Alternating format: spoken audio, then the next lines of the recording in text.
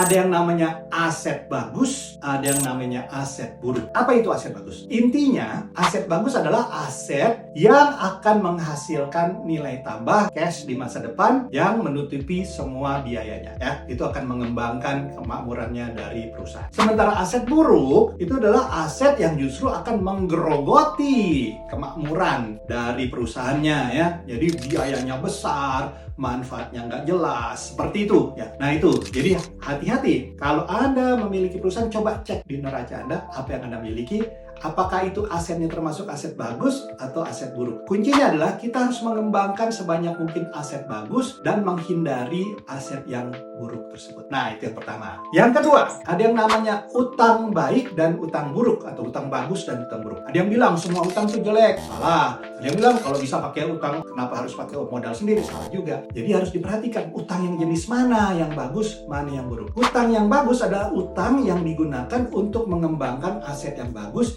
yang pada gilirannya akan menghasilkan nilai tambah yang cukup menutupi biaya utangnya ya. Nah itu namanya utang bagus. Kalau utang buruk apa? Utang yang udah biayanya besar mungkin karena terdesak dan digunakannya untuk mengembangkan aset yang buruk. Jadi ada double trouble yang nanti akan menggerogoti. Sudah jatuh tertimpa tangga, dipatok ayam pula mungkin gitu ya.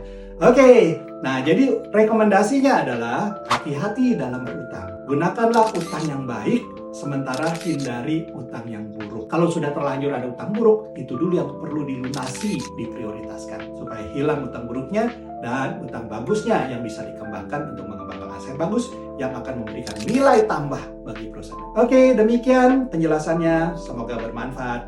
Salam.